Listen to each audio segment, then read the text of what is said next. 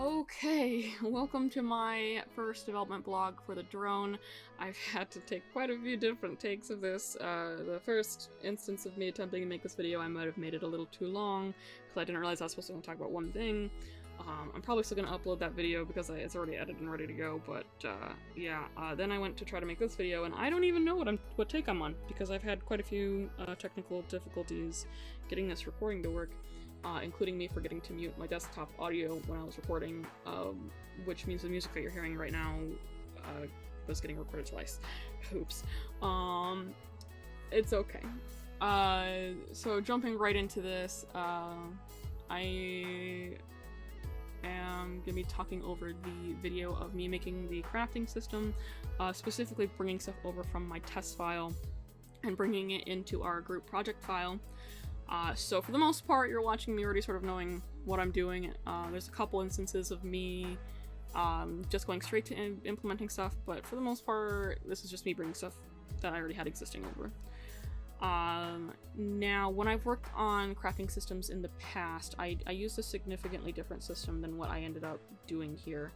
Originally, I did a map that used a parent class as its key, and in this one, which you're actually about to see me making a data table for the crafting recipes, so it's a data table that uses a structure. This data table actually ends up getting deleted like a couple weeks after I recorded this and combined with the item data table, because I realized, hey, that would probably work a lot better. I was having issues where I was accidentally naming things just slightly different, and it was not good. So, ended up combining the two. Everything worked fantastically. I didn't have any broken pins, which was an issue in the past, and I'm so glad that I discovered this data table system. It just works so much better. One of the other things that came up while I was working on this, which right now you can see that get outer object and parent thing. It'll come up again in a second. One of the other things that I discovered while I was working on this was when I was trying to get the widgets and stuff to work, so when I was trying to get the UI to update properly, I was having a hard time getting, when a recipe was found, for it to tell the slot, the crafting slot to update. Because it had to leave the sort of section that it was in, come back out, and then come back down. So I needed a child to talk to a child, but I needed it to come back up to the parent first, and it just, I was having a whole bunch of problems with that. And I could not find an answer to that, like, anywhere. I even tried calling him back up, and he couldn't find it. Luckily I managed to finally find that whole stack of like, get parent, get outer widget, which when you say get outer widget, it's like, if it's in a like a horizontal box. So it'd go out to that, and then like to a canvas, goes out to that, and then say like out again, like, alright, now I'm actually at the parent widget. And yeah, there it is again. And I don't know why it was so hard to find, because you'd think a bunch of people would need to do that and have, like, you know, the children and a widget talking to each other, but they just did not want to do that. And it just, I guess, I don't know, no one else has had that issue, but I found it, and I'm glad I found it, because I'm sure it's going to come up in the future. So looping back around to actually making the crafting system, because now I've talked about the inventory system and I've talked about the widgets that went into this. The crafting system itself, I've made it, so like I said, I've made an inventory system in the past, and I've also made a crafting system in the past. And the one that I've done before, and the one that I found on like every tutorial under the sun for crafting recipes, is the recipes already sort of exist as buttons. And you can click on the button and it will craft using whatever's in your inventory. I did not want that, because this is a puzzle game, and I wanted the players to figure it out themselves. So I needed to find a way to drag stuff out of the inventory or shift click into the crafting grid, and then have it check and update if it found something. And you'd think that'd be straightforward, but it was not. Because how the inventory works is whenever it's trying to leave the inventory system, it needs to, which if I say inventory system and inventory component, I'm talking about the same thing. I just have it named two different things in my different projects. Which in this one is inventory component, as you can see on the top there. So when it's trying to leave the inventory component, it needs to go into an inventory component. And with like the containers that I've set up, that's fine. They've got their own inventory components. So I was like, okay, well, I guess I just need to give my my crafting system its own inventory component. It was not as easy as I was hoping. There's a whole bunch of different things I tried. The worst being when I tried to add another inventory to the player, and everything proceeded to implode, and I didn't quite catch it right away because I was trying to do a bit of setup so I could properly test it, and oh boy, yeah. When I say it imploded, I'm not kidding. Yeah, that was a lot of errors. So I had to undo that and played around with a couple ideas, and eventually I tried making another actor, just like how I have the containers as their own actors. I made a crafting actor that has its own inventory system, or inventory component, I should say. And then whenever the inventory, or the crafting menu is called, it just goes and looks at that one inventory. Oh my god, I keep saying inventory. Crafting actor. It just goes and finds the crafting actor, so there's just one on the map. And it's like, okay, hey, I need your inventory component. Fantastic, works great. So much simpler than I was half expecting it to end up being, because especially after the whole incident of the double inventory component, I was just, I wasn't expecting it to work as well as it did. But it did. The only issue I then ended up running into was the shift click, because how I set that up, it was doing a cast to the container class, and the crafting actor is not a container. It does its own stuff, and so I now have a bit of a very interesting branch system going on to decide what is the other inventory, and then which one's the source and the destination. Which is the source and the destination thing already was how I had shift click working, but it was getting the secondary inventory is just, it's a very interesting branch that's going on. I feel like I could probably do some sort of select with it, just based on my knowledge of C++, but I haven't quite figured it out in Unreal just yet. And hey, the branch works. A little more intimidating than it probably needs to be, but it works. Oh, I forgot I did this in this video too. It doesn't matter. So yes, okay, so I talked about, I got distracted by the video. But yeah, once I figured out the whole crafting actor thing, it wasn't smooth sailing, but it was definitely a lot better than it was before. And then it was just a matter of setting up like the check for the recipe, which I feel like I could do more efficiently than what I've got going on. And you won't actually see it in this video how I have it set up currently, because when I combine the two data tables, it now checks for any of them that are marked as craftable, and then makes a like a recipe list from that. But it does it like every time at the moment. Oh, hey, here's my branch chain. Well, the beginning of it.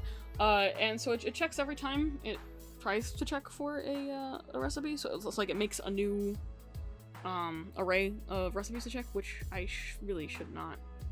I need to pull that out somewhere else, because that just seems like a resource waste. But it works right now. I will fix it a little bit down the line, because it's not taking up too many resources right now. Like it's not like it lags or anything when you try to craft something, but just for my own sanity of, I know that is technically an issue, I'm gonna go and fix it eventually. But yeah, so that's pretty much everything that's come up for the crafting system. I'm really proud of how it's turned out. I'm glad that I managed to figure out this other way, especially since I was having such a hard time even... I mean, I literally didn't find any sort of resources to get this going. It was definitely fun just sort of puzzling it out, and I'm glad I stuck with it rather than being too intimidated or something to try. Oh, I just forgot to hook that widget up. It's funny watching these videos back and being like, oh yeah, that's the bug that I ended up running into 5 seconds after this. Because I was trying to go fast. And you can see I didn't quite hook it up yet. It's not in the sequence yet. Oopsie doopsie. But yeah, that's, yeah, you can see I just tried to click the button and it didn't do anything, and now I'm gonna be like, oh no, why isn't my button working? And at first I'm like, oh, I didn't hook the button up yet, and I also didn't hook it in. But, it's the problem with, doing things out of order, just hopping over from a test file, rather than, oh hey, I got it to work, and, yeah. Oh man, but hey, I'm glad I've done it this way, because it's let me tear everything apart and put it back together more than I would be comfortable doing in the proper, like, group project file. Because I definitely have a lot of fragments of attempts passed in my test project that I would not want laying around in our group one. And especially since we have, like, our per4 server, and that means things get pushed, not automatically, but things end up in the changelog, and if I hit submit, it'll push everything, and there's definitely a lot of stuff I do not want in there. So yeah, I'm glad I've done it the way I have. It has been a little more time consuming, yes. For example, I don't think I mentioned this in this take, I have 11.5 hours of footage of just me bringing stuff over from my test project.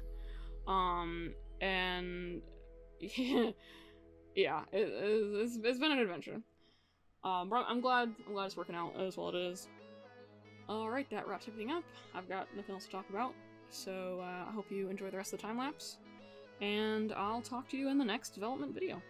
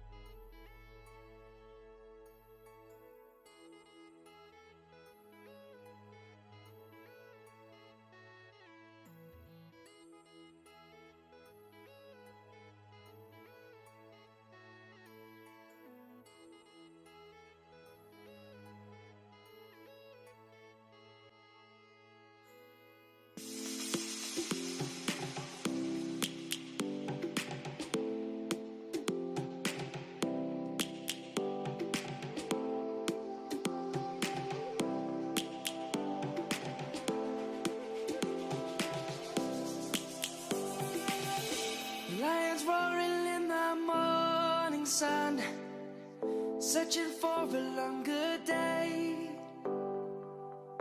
People feeling like the light has just come. We must never stop the way. Birds chirping and I hear my name, grasping into life. Life is happy but it's so insane. We must merely make a start. Savannah, I'm coming home. Savannah, we'll never be alone. Savannah, the beauty of the world. Savannah, let's all take a walk. Savannah.